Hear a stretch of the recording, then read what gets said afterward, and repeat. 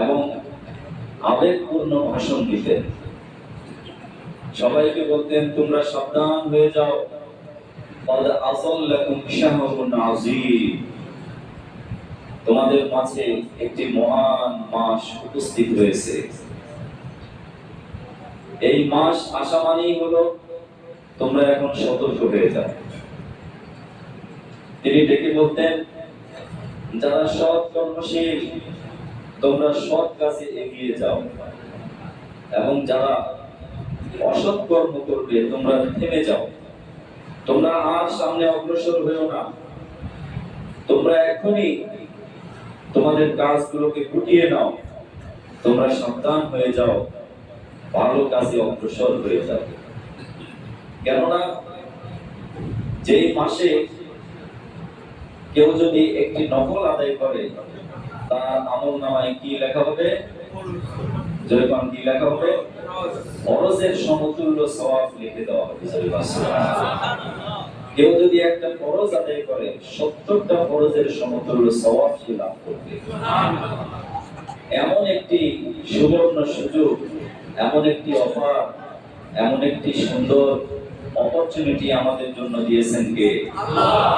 এজন্য এই সময়টাকে যদি আমি অবহেলা করে কাটিয়ে দিই, আমি যদি রমজান পেয়েও আমার প্রশিক্ষণে যদি আমি অবহেলা করি, সারাদিন রমজানের দাবি অনুযায়ী কাজ না করি, তখন তার বিপরীত পাল্টা আমার জন্য যে দুঃখের সংবাদ রয়েছে, সেটাও অত্যন্ত পরিতাপের বিষয়। ঠিক কিনা বলেন? নবীজি সাল্লাল্লাহু আলাইহি সাল্লাম বলেছেন যে কাম মিন সাইমিন, অনেক রোজাদার এমন আছে তারা রোজা শুধুমাত্র সারাদিন উপবাস থাকাই সীমাবদ্ধ, সারাদিন সে না খেয়ে থাকে, এটাতেই সে সীমাবদ্ধ থাকে।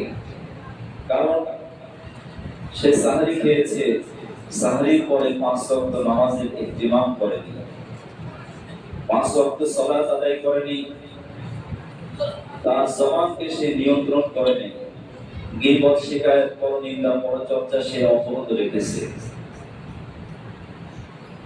তার পাকস্থলী শুধুমাত্র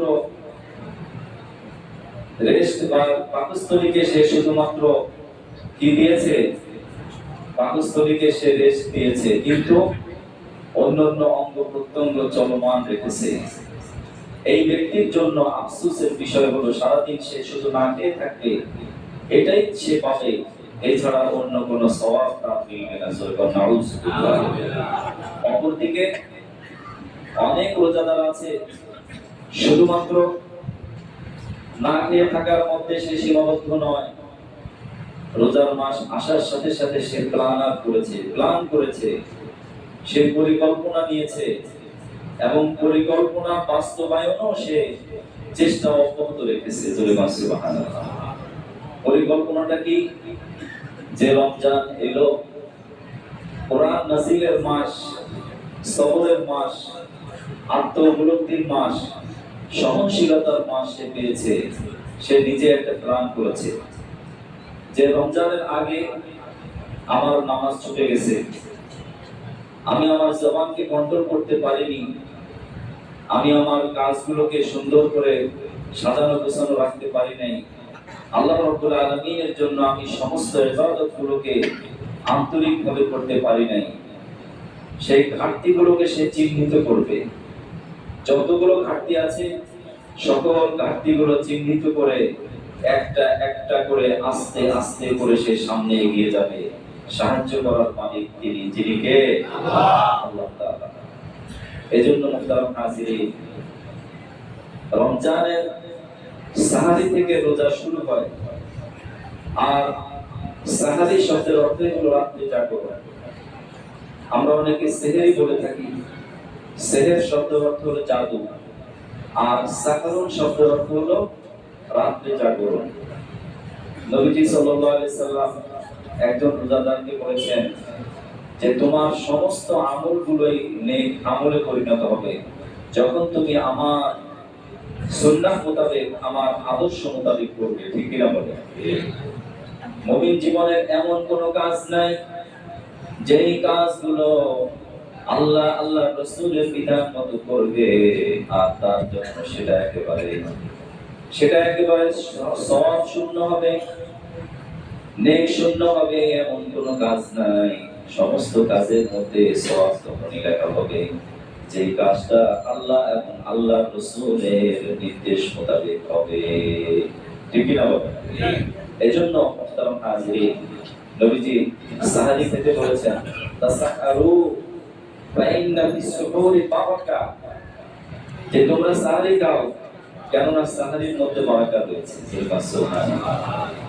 তিনি আরো বলেছেন অন্যান্য ধর্মাবলম্বী যারা আছে তারা সাহারি খায় না, তারা সারাদিন ফাস্টিং করে, উপবাস থাকে, না খেয়ে থাকে, কিন্তু তোমাদের সাথে আমাদের রোজার সাথে তাদের রোজার মধ্যে পার্থক্য হলো আমরা সাহারি খাই, তারা সাহারি খায় না।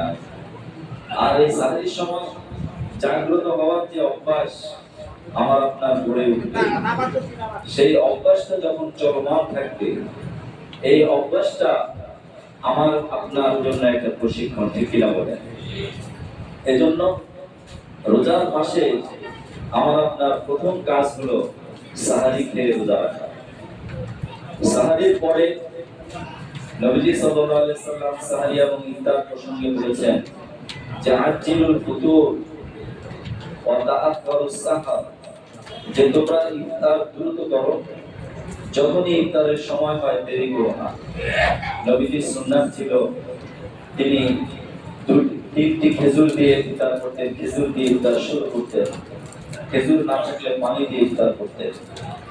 এবং ইফতার শুধু নিজেই করতেন না, কানা আজওয়াদুন নাস ফি রিহিল মুনসারাতি খাসাতান ফি শাহরি রমাদান। নবীজি সাল্লাল্লাহু আলাইহি সাল্লাম রমজানে শুধুমাত্র নিজে ইফতার করতেন না, যারা রোজাদার তাদেরকে সাথে নিয়ে ইফতার করতেন। সুবহানাল্লাহ। তিনি আরো বলেন কোন ব্যক্তি একজন রোজাদারকে যদি একটা খেজুর দিয়ে অথবা এক পেয়ালা দুধ দিয়ে অথবা কিছুই নেই শুধুমাত্র একটু পানি দিয়ে ইফতার করায়, সে ব্যক্তির আমল নামায় একটা কবুল রোজার সওয়াব দান করে দেওয়া হয়। এই বিষয়ে যে ব্যক্তির কবুল সওয়াব তাকে দেওয়া হলো, তার সওয়াব থেকে একটু অংশ কমানো হয় না। এজন্য মুহতারাম হাজিরিন, রমজান আমরা শুরু করব সাহারি দিয়ে এবং ইফতারের সময় দ্রুত ইফতার করব। আর রোজাদারদের জন্য নবীজি সাল্লাল্লাহু আলাইহি সাল্লাম বলেছেন যে দুটি স্পেশাল অপরচুনিটি, সুযোগ দেওয়া হয় রোজাদারদেরকে, যে ইফতারের সময় তাকে এমন একটা সুযোগ দেওয়া হয়, সে যদি দোয়া করে আর দোয়ার মধ্যে আল্লাহর প্রশংসা থাকে, নবীজির উপরে দুরূদ শরীফ থাকে এবং কোন ব্যক্তির হক নষ্ট করার দোয়া না করে, সে যদি বৈধভাবে কোনো দোয়া করে আর আবেগতাড়িত অবস্থায় দোয়া কবুলের আশা নিয়ে যদি দোয়া করে, ইফতারের সময় কোনো বান্দা যদি হাত তুলে আল্লাহর কাছে দোয়া চায়, আল্লাহর কাছে প্রার্থনা করে, নবীজি বলেন তাৎক্ষণিক আল্লাহ রাব্বুল আলামিন ওই রোজাদারের প্রার্থনা মঞ্জুর করে নেন। এজন্য সাহারির সময়, ইফতারের সময় আমরা দোয়ার ইহতিমাম করব। এছাড়া রমজানের অন্যতম আরেকটি আমল হলো যে রমজান যেহেতু কোরআনের কারণে রমজানের এত সম্মান, কোরআন নাযিল হয়েছে কোন মাসে? রমজান মাসে। এজন্য কোরআনের চর্চা এটা শুধুমাত্র নিজের মধ্যে নয়, নিজের পরিবারে, সমাজে, সর্বক্ষেত্রে কোরআনের চর্চা আমরা শুরু করে দেব। যে কোরআন আমরা রাতের বেলায় শুনি, সালাতুত তারাবিতে এই কোরআন নিজে পড়ব, পরিবার পরিজনদেরকে সকালে ঘুম থেকে জাগ্রত করে দেব, সাহারির পরে কিছু সময় কোরআন তেলাওয়াত করব, এরপরে ফজরের পরে কোরআন চর্চা করব, সামান্য একটু আরাম করে তারপরে প্রত্যেকটা ঘর কি কোরআনের ঘর বানাবো ইনশাআল্লাহ। যেই ঘরে কোরআন পাঠ করা হয় আর যেই ঘরে কোরআন পাঠ করা হয় না, নবীজি সাল্লাল্লাহু আলাইহি সাল্লাম পার্থক্য করেছেন। সেই ঘর যেখানে কোরআন পড়া হয়, সেই ঘর আল্লাহর রহমতের চাদরে আবৃত থাকে। জোরে বলুন সুবহানাল্লাহ। আর যেই ঘরে কোরআন পড়া হয় না, যেই ঘরে কোরআন চর্চা হয় না, সেই ঘর একটি উজাড় ঘরের মতো, যেখানে পোকা মাকড় এক মাকড়সার বাসা বাঁধে, যে জায়গাটা সম্পূর্ণ নোংরা থাকে, অপরিষ্কার থাকে, আল্লাহর রহমতের ফেরেশতারা সেখানে প্রবেশ করে না। এজন্য আজকের এই মাহে রমাদানের দ্বিতীয় দিনে যেহেতু আমরা জুমা পেয়েছি, এই জুমার নামাজ থেকে আমরা কয়েকটা অঙ্গীকার করব। এক নম্বর অঙ্গীকার হলো, রোজা শুধুমাত্র না খেয়ে থাকার নাম নয়। রোজা আমার জীবনে প্রশিক্ষণের জন্য এসেছে। আমি যে প্রশিক্ষণ শুরু করে দিয়েছি গতকাল থেকে, সেই প্রশিক্ষণের একটি অনুষঙ্গ হলো সারাদিন আমার পাকস্থলীকে আমি রেস্ট দেব, সাথে সাথে আমার জবানকে আমি রেস্ট দেব, আমার হাতকে আমি সংযত রাখবো, আমার চোখকে আমি হেফাজত করব, আমার কানকে আমি হেফাজত করব। চোখের রোজা, কানের রোজা, জবানের রোজা, আমার আপনার হাতের রোজা, পায়ের রোজা, এইগুলো যদি আমি উপলব্ধি করে করতে পারি, এই রোজাটাই তখন রোজাদারের জন্য নবীজি সাল্লাল্লাহু আলাইহি সাল্লামের ঘোষণা হলো, রোজাদার এমন অবস্থায় আল্লাহর সামনে সে দাঁড়াবে, আল্লাহ রাব্বুল আলামিন নিজেই বলবেন, আজকে তোমার জন্য আমি প্রতিদান হয়ে গেলাম। এজন্য মুহতারাম হাজিরিন, নবীজি সাল্লাল্লাহু আলাইহি সাল্লাম বলেছেন, মান সামা রমাদান ঈমানান ওয়া ইহতিসাবান গুফিরা লাহু মা তাকাদ্দামা মিন যামবি। যে ব্যক্তি রমজানের রোজা রাখবে দুটি শর্ত সাপেক্ষে, এক নম্বর হলো আল্লাহর উপরে পরিপূর্ণ আস্থা বিশ্বাস রেখে, দুই নম্বর ইহতিসাব। ইহতিসাব মানে হলো যে নিজের হিসাব করবে, নিজের আত্মসমালোচনার মাধ্যমে, আত্ম উপলব্ধির মাধ্যমে, যে প্রত্যেকদিন একটা কাগজের মধ্যে প্রয়োজনে লিখে রাখবো যে আজকে আমার কয় ওয়াক্ত নামাজ হয়েছে, আজকে আমি কতটুকু কোরআন পড়তে পেরেছি, আজকে আমি কোন মানুষের উপকার করতে পেরেছি, আজকে আমি কয় টাকা দান সদকা করেছি, আজকে আমার দ্বারা কোন মানুষ উপকৃত হয়েছে। এরকম অন্তত 5টা থেকে 6টা পয়েন্ট তৈরি করবো আমরা। এই পয়েন্টগুলো প্রত্যেকদিন রাতে ফিল করবো যে 5 ওয়াক্ত নামাজ কি আজকে জামাতের সাথে হলো কিনা। এরপরে দ্বিতীয়ত, আজকে কি আমার কোরআন পাঠ হয়েছে কিনা। তৃতীয়ত, আজকে আমার জবান দিয়ে আমি কতটুকু ভালো কথা বলেছি, আমি আমার জবান দিয়ে কোনো গীবত, কোনো শিকায়াত, পরনিন্দা, পরচর্চা, অথবা মিথ্যা কথা বলা, অথবা কোনো মিথ্যা চর্চা করা, মিথ্যা মজলিসে বসা ইত্যাদি, এগুলো থেকে আমি কতটুকু সংযত থাকতে পেরেছি। এইগুলো আমার আপনার একটি খাতার মধ্যে অথবা একটা ডায়েরির মধ্যে আমরা লিখতে পারি, ইনশাআল্লাহ। রাজি আছেন তো? ইনশাআল্লাহ। যদি আমি আপনি একটা প্ল্যান করি যে রমজান আস্তে আস্তে আস্তে আমাদের থেকে বিদায় নিয়ে যাবে, রমজান আসছে, রমজান বিদায় নিয়ে যাবে।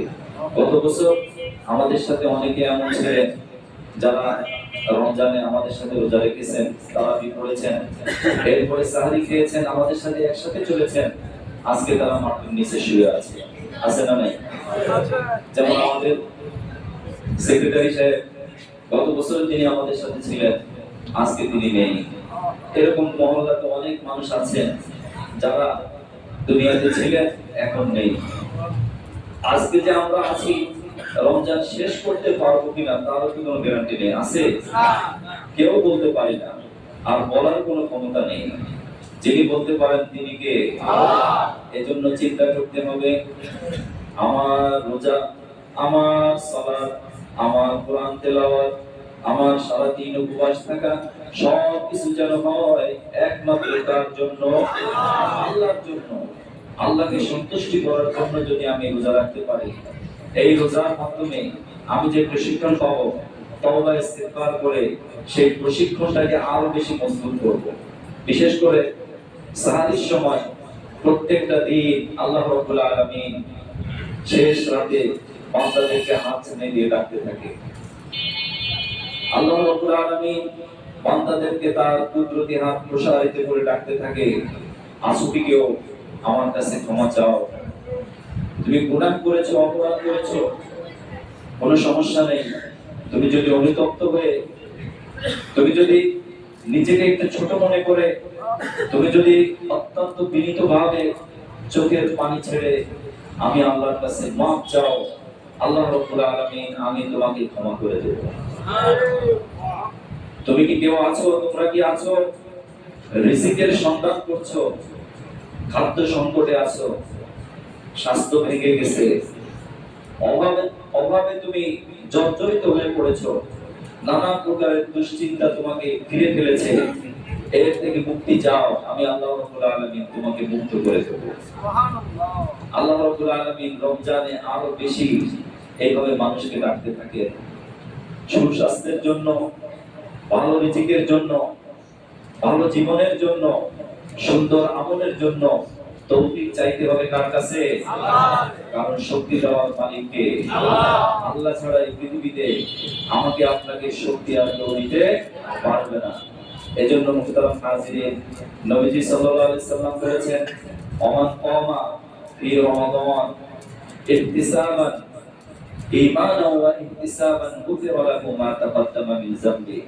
রমজানে কোন ব্যক্তি যদি কিয়াম করে এবং সে আল্লাহর জন্য যদি দাঁড়িয়ে দাঁড়িয়ে কোরআন শুনে, কোরআন পাঠ করে, নামাজ আদায় করে, সিজদা যায়, রুকু যায় এবং বিভিন্ন প্রকারের নেক আমলের সাথে যুক্ত থাকে, আল্লাহ রাব্বুল আলামিন তার অতীত জীবনের সমস্ত গুনাহ মাফ করে দিবেন।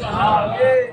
এজন্য রমজান হলো সিয়াম, কিয়াম, কোরআন পাঠ এবং তওবা ইস্তিগফার, সাথে সাথে আরেকটা জিনিস রমজানে বেশি যোগ করতে হবে, সেটা নবীজি সাল্লাল্লাহু আলাইহি সাল্লাম করেছেন যে রমজান মাসে বেশি পরিমাণে সাদকা করা। সাদকা এমন একটি কার্যকর আমল যে আমলের কারণে অনেক বিপদ একেবারে সন্নিকটে এসেছে, যে কোনো সময় তাকে ঘিরে ধরতে পারে, যে কোনো সময় তার উপরে বিপদ আসতে পারে, ঠিক সে সাদকা করেছে, ওই সাদকার কারণে আনওয়ালা বিপদ থেকে আল্লাহ তাআলা তাকে হেফাজত করেন। এজন্য রমজানে নবীজি সাল্লাল্লাহু আলাইহি সাল্লাম খুব বেশি পরিমাণে সাদকা করতেন। আমরা সাদকা প্রকাশ্য করতে পারি, অপ্রকাশ্য করতে পারি, গোপনে করতে পারি।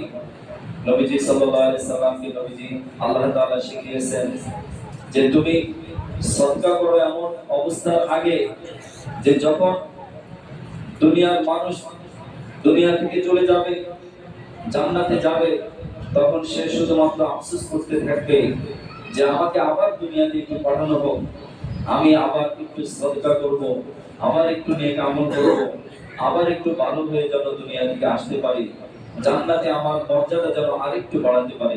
সুবহানাল্লাহ।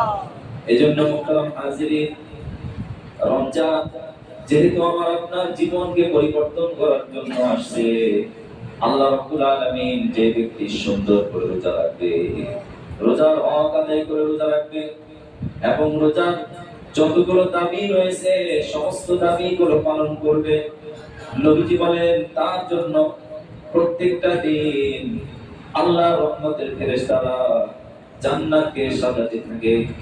জান্নাত সকাল থেকে সন্ধ্যা পর্যন্ত, সন্ধ্যা থেকে সকাল পর্যন্ত জান্নাতগুলো সুন্দর করে সাজাতে থাকে। রহমতের ফেরেশতারা আল্লাহ রাব্বুল আলামিনকে বলতে থাকেন, আল্লাহ রে, এত সুন্দর করে জান্নাতকে কেন সাজানো হচ্ছে? আল্লাহ রাব্বুল আলামিন তখন বলেন, আমার ওই সমস্ত বান্দারা যারা সারা দিন রোজা রেখেছে, রোজার হক আদায় করেছে, হাতের রোজা, পায়ের রোজা, জবানকে কন্ট্রোল করে যে আমার ভালোবাসায় সে নিজের জীবনকে উৎসর্গ করেছে, তার জন্যই জান্নাত রেডি করা হচ্ছে। জোরে বলেন সুবহানাল্লাহ। জান্নাতটা তার জন্য প্রস্তুত করা হচ্ছে। আর বিশেষ করে একটি ফটক থাকবে, একটা সুন্দর গেট করা হবে রমজান রোজাদারদের জন্য। গেটের নাম কি? এই গেটটার নাম হলো রাইয়ান। রাইয়ান নামক একটা ফটক, একটা প্রধান দরজা থাকবে।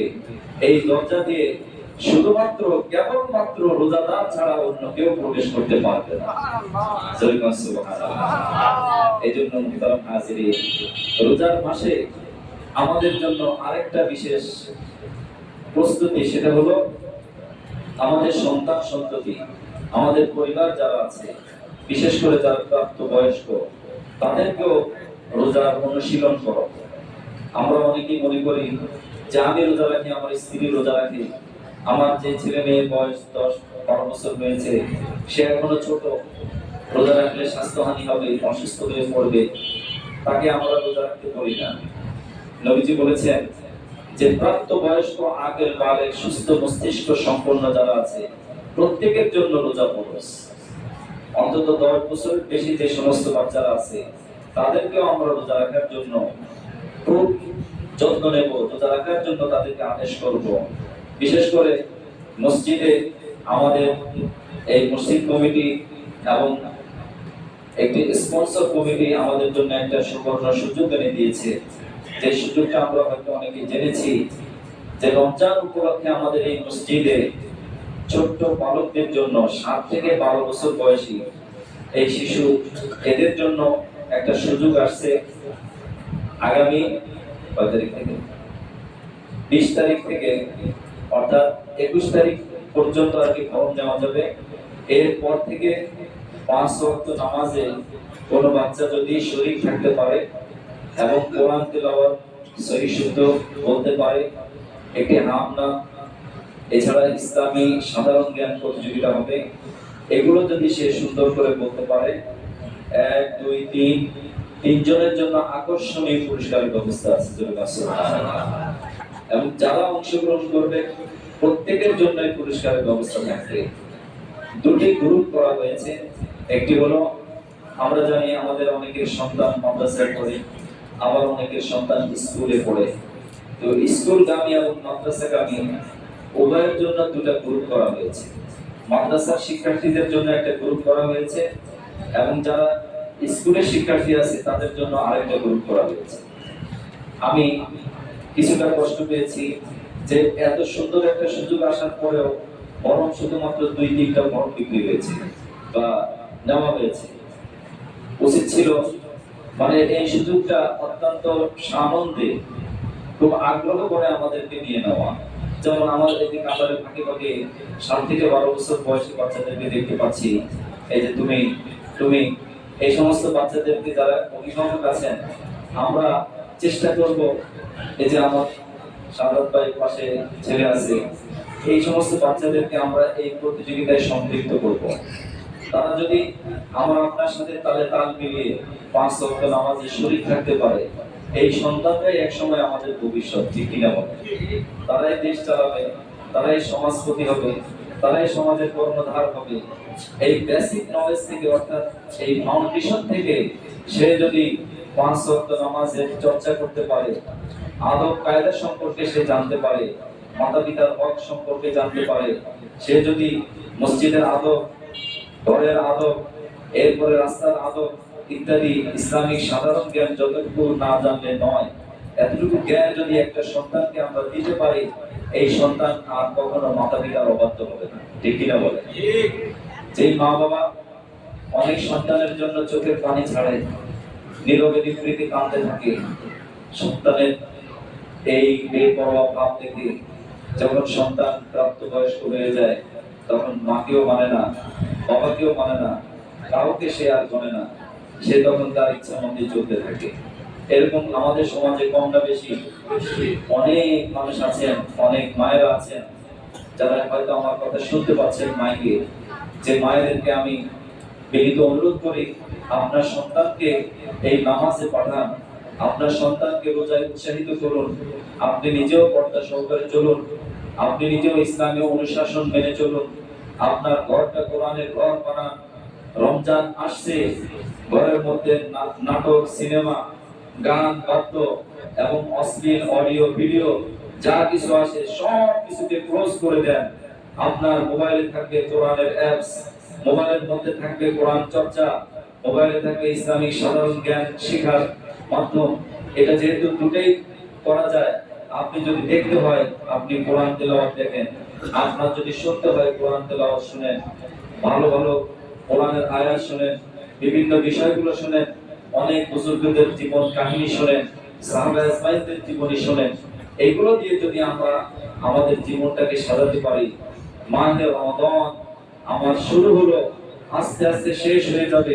প্রশিক্ষণে আমি তখন এ গ্রেড অর্থাৎ একেবারে গোল্ডেন A+ নিয়ে সেই ঈদের মাঠে এমন ভাবে উপস্থিত হতে পারবো যে নবীজি সাল্লাল্লাহু আলাইহি সাল্লাম বলেছেন যে আজকে অনেক রোজাদার এমন আছে যে ঈদের মাঠে তারা আসছে, তাদের জন্য আল্লাহর রহমতের ফেরেশতারা আগ্রহ করে আল্লাহর কাছে অহংকার করে গর্ব করে করে বলতে থাকে, হে আল্লাহ, আজকে এমন কিছু লোকের পক্ষে আপনার কাছে আমরা সুপারিশ করব, আপনার কাছে এমন কিছু লোকের পক্ষে আমরা আবেদন করব, যাদেরকে আমরা দেখেছি সাহারির সময় থেকে শুরু করে ইফতার পর্যন্ত, ইফতার থেকে শুরু করে সাহারি পর্যন্ত 24টা ঘন্টা সে রমজানের হক আদায় করে রোজা রেখেছে।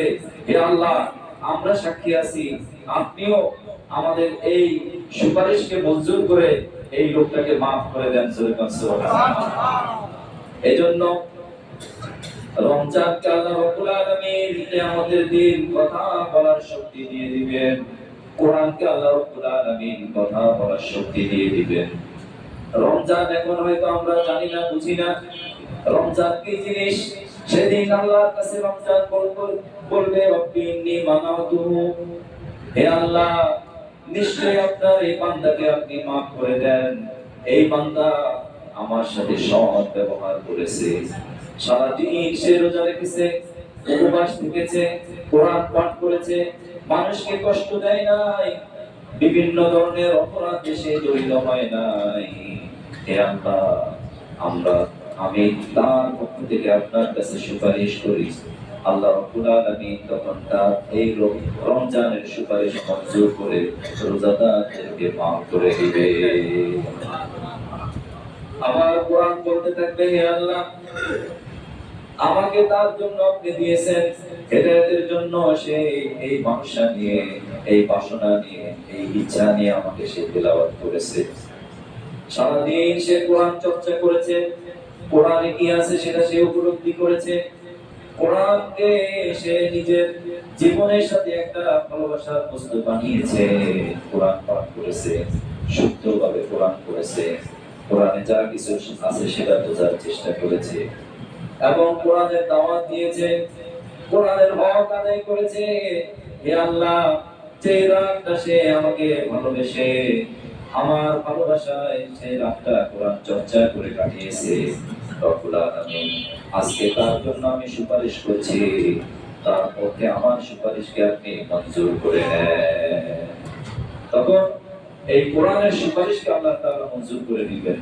এজন্য রোজা আর কোরআন এই দুটো জিনিস আমার পক্ষে অথবা বিপক্ষে, আমাদের পক্ষে অথবা বিপক্ষে, দুটাই আল্লাহর কাছে নালিশ করবে। পক্ষেও নালিশ করতে পারে, বিপক্ষেও নালিশ করতে পারে। তা আমরা কি পক্ষে নালিশ করুক, পক্ষে আমাদের পক্ষে সুপারিশ করুক, এটাকে আমরা চাই কিনা? আমাদের বিপক্ষে সুপারিশ করুক, এটাকে আমরা চাই? এটা চাই না। এজন্য কোরআনকে ভালোবাসতে হবে, রমজানের হক আদায় করে রোজা রাখতে হবে।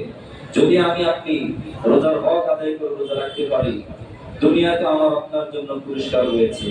রোজাদার ব্যক্তি যখন রাস্তা দিয়ে হেঁটে যায়, নবীজি সাল্লাল্লাহু আলাইহি সাল্লাম বলেন, আল্লাহর রহমতের ফেরেশতারা এমনকি গর্তের পিঁপড়া পর্যন্ত রোজাদার জন্য মাগফিরাতের দোয়া করতে থাকে এবং রোজাদারের জন্য আল্লাহর রহমতের ফেরেশতারা সব সময় রহমতের দোয়া করতেই থাকে। নামাজের আগে করে, নামাজের পরে করে, সে যেখানেই থাকুক সেখানেই করে। কারণ রোজা এমন একটি আমল, যে আমলের মধ্যে লৌকিকতার কোনো অবকাশ নেই, মানুষ দেখানো কোনো কিছু নেই। রোজাদার মাত্রই বলতে পারে যে আমি রোজা আছি। রোজাদার ব্যক্তি শুধু বলতে পারে যে আমি সারাদিন না খেয়ে আছি। সে যদি গোপনে খায়, কেউ যদি না দেখে, দেখেন কে? আল্লাহ ছাড়া দেখার আর কেউ আছে? রোজাদার ব্যক্তি ইচ্ছা করলে গোপনে খেয়ে রোজার অভিনয় করতে পারে, কিন্তু রোজাদার সাধারণত এটা করে না। রোজাদার ব্যক্তি কি এটা করে না। এজন্য নবীজি সাল্লাল্লাহু আলাইহি সাল্লাম হাদিসে কুদসির মধ্যে বলেছেন, আল্লাহ রাব্বুল আলামিন রোজাদারদের সমস্ত আমলগুলো এমন ভাবে পছন্দ করেন, রোজাদার ব্যক্তি সারাদিন উপবাস থাকার কারণে সন্ধ্যা অবধি অথবা বিকেল বেলায় সারাদিন না খেয়ে রয়েছে, পাকস্থলী থেকে যেই গন্ধটা বের হয়, নবীজি বলেন আল্লাহর কাছে বিরগুনাবি অর্থাৎ মেশক আম্বরের যে সুগন্ধি, রোজাদারের মুখের দুর্গন্ধ আল্লাহর কাছে তার চাইতে বেশি প্রিয় হয়ে যায়। তো শুধুমাত্র পাকস্থলী থেকে উৎসরিত যে গন্ধটা, অর্থাৎ সারাদিন না খেয়ে থাকার কারণে যে কষ্টটা উপলব্ধি হয়, সেই কষ্টটাও আল্লাহ রাব্বুল আলামিন পছন্দ করেন। সুবহানাল্লাহ। তাই বলে রোজা অবস্থায় আমরা মিসওয়াক বর্জন করব না। অন্তত 2 বেলা সাহারির সময় এবং রাতের বেলা 2 বেলা মিসওয়াক করব, ব্রাশ করব, সব সময় দাঁতকে পরিষ্কার পরিচ্ছন্ন রাখব।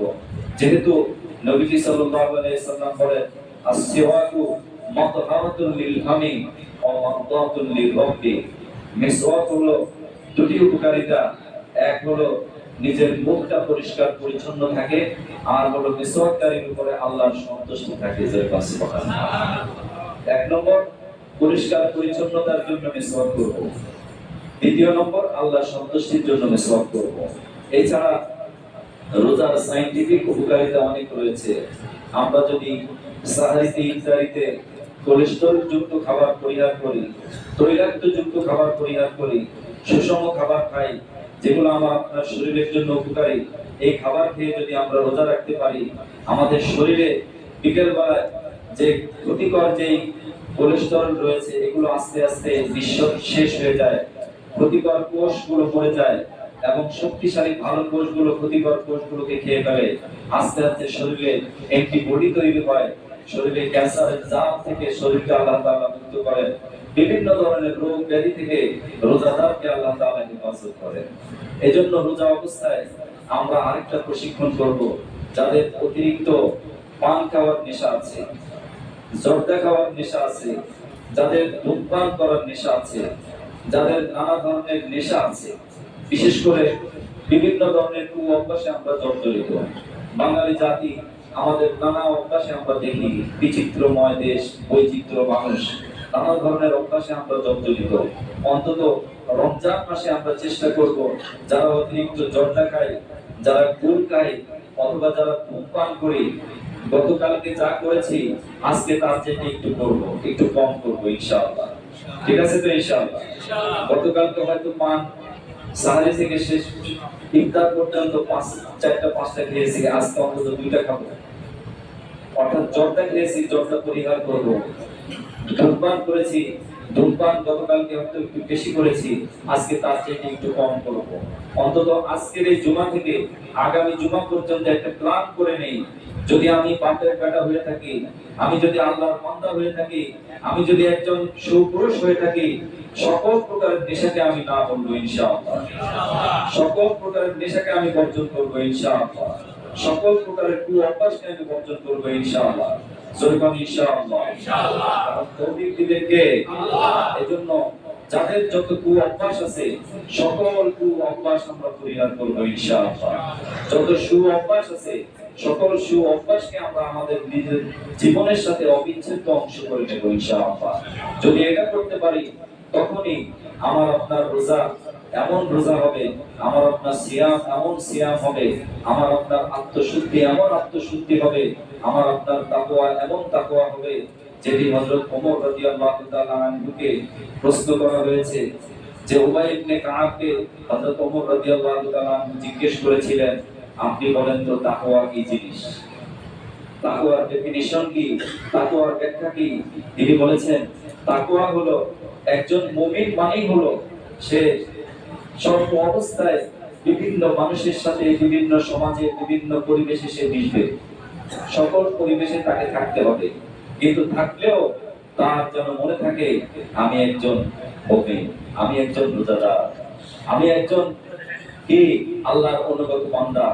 রোজাদারদেরকে বিশেষ করে নবীজি সাল্লাল্লাহু আলাইহি সাল্লাম সতর্ক করেছেন, যখন ব্যক্তি রোজা রাখে সে যেন কোনো গালিগালাজ না করে, সে যেন কোনো অশ্লীল কথা না বলে, অশ্লীল কথা না শুনে, সে যেন ঝগড়াঝাটি না করে, সে যেন উচ্চ স্বরে কথা না বলে, সে যেন সংযত হয়ে বলে। যদি ঘটনাক্রমে ঘটনা চক্রে তাকে যদি কেউ গালি দেয় অথবা মন্দ কথা বলে অথবা তাকে সরাসরি আঘাত করে কথা বলে, সে যেন তাকে বলে ইন্নী মুরউন সাওয়াইবুন, ভাই আপনি আমাকে গালি দিয়েছেন, আপনি আমাকে মন্দ কথা বলেছেন, আপনার মন্দের প্রতিদান আমি মন্দ দিয়ে দিতে পারবো না, কারণ আমি একজন রোজাদার। আমি একজন কি রোজাদার। আমি রোজাদার হিসাবে আপনার এই গালির উত্তর দেব না। সুবহানাল্লাহ। এজন্য মুহতারাম হাজিরিন, আমরা চেষ্টা করব রোজার হক আদায় করে রোজা রাখা, পরিবার পরিজনদেরকেও রোজার হক আদায় করে রোজা রাখার চেষ্টা করব। সমাজে দেশে সর্বত্র যেন রোজার শিক্ষা আমাদের মাঝে ছড়িয়ে পড়ে। আল্লাহ তাআলা যেন রোজার আত্মউপলব্ধি আমাদের সবাইকে দান করে দেন। সবাই বলি আমিন।